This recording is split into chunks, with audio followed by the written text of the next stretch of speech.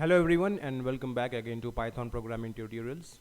So in this particular session we'll be looking at how we can execute if statements in Python.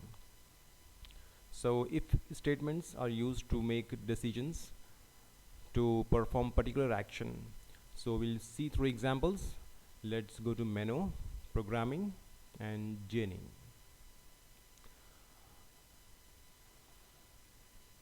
Okay, I'll just create a new program here, create a new file, and let's begin.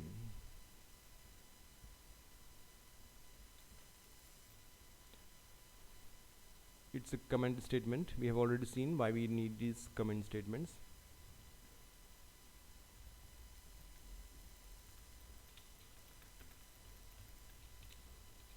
Okay, so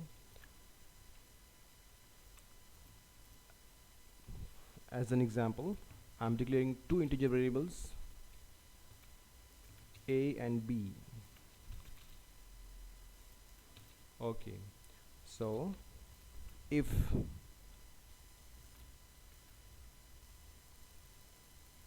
a is less than b, then print this statement: a is lesser.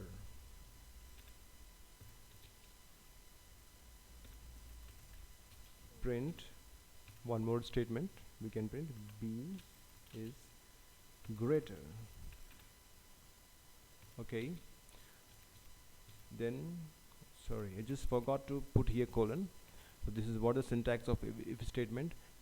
If is the keyword we need to use, and then start next will be opening braces, and then we are putting expression. This is the expression can be anything.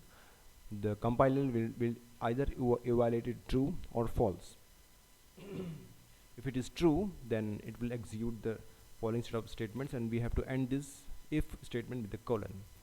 Okay, so after this, if the condition fails, then we need to use else, ending with colon.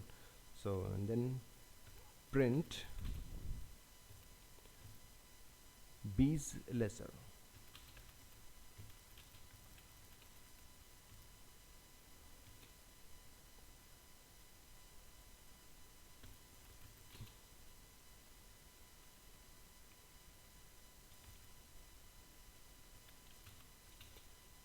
A is greater.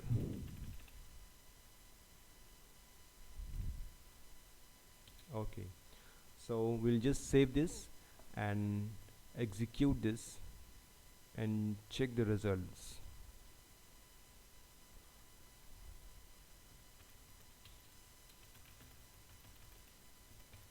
.py. Okay, go to build and say execute. So a is lesser and b is greater. This condition is true, and then these two statements are printed, so we can see the result here.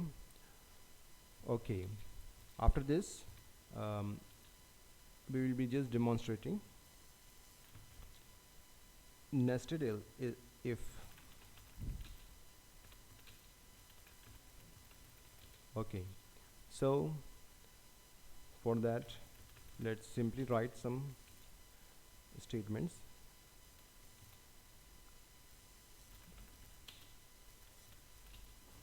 Enter your choice. Okay, then say print again one if the user is interested in physics project.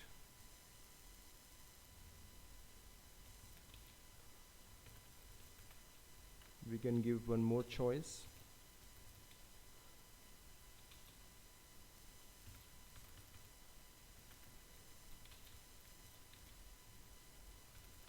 Okay, that's enough. 3 others. See, I'm within double quotes, I'm using spacing, which has no problem, which won't affect the compilation process, it will take space as space. So you can even notice I have here I'm using double quotes, but in the previous example I have been using single quotes. This feature we have already discussed in print statement session, so you can go through that. We can use either ways. Okay, then we can declare a integer variable, and here I am using input built-in function input, so which takes the input from the user and it is stored and saved in choice variable. So let's define some if statements. If choice is equal to 1, then closing braces, then we have to end this with a colon, and then say print you chose physics. Okay, now if I'm here, this is an example of nested if. So if you want to enter one more condition and let the compilation go through one more if statement, then we have to use this keyword elif, opening braces, give one more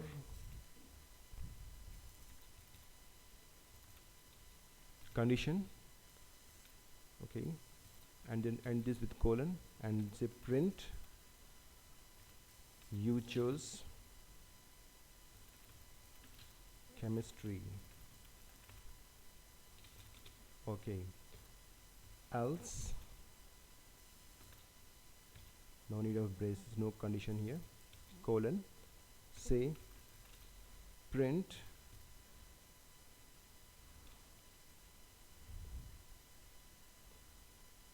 choice is invalid.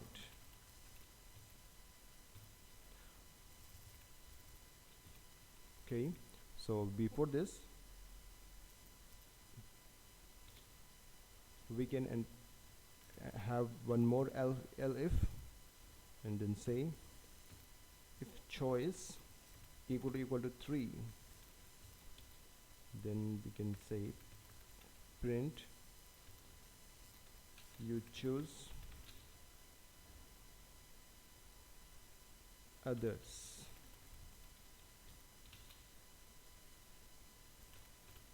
Okay, now let's check it what we have written. If one condition, if it's true, it will print this statement, first statement, else it will go further and execute this. If it is true, then it will print this. If it is true, it will print this, else it will skip all these and print choices invalid. Suppose if the compilation process says this is true, it will skip all these rest of the statements in the nested if, and then it will directly go to the next statement if available. Otherwise, if it is fails, then only it will go to this loop lf, otherwise it will skip. So this is what the advantage, we can reduce the compilation process and the processing time. Okay, let's see what is our output. Go to save and go to build and say execute. Okay, we got it. Enter a choice physics, biology and others. Suppose if we say 1 and say enter, you chose physics. That's what we had written here. Press enter, go to build and say execute. Let's see if you print 2. Okay, you chose chemistry. Similarly, you can check with your own style and of programming and you can even take another example, give multiple choices to the user and you can check. So I hope it's much understood and is easy. You can even post questions in the comment box as always, and it will be answered. So thanks for watching. See you in next tutorials.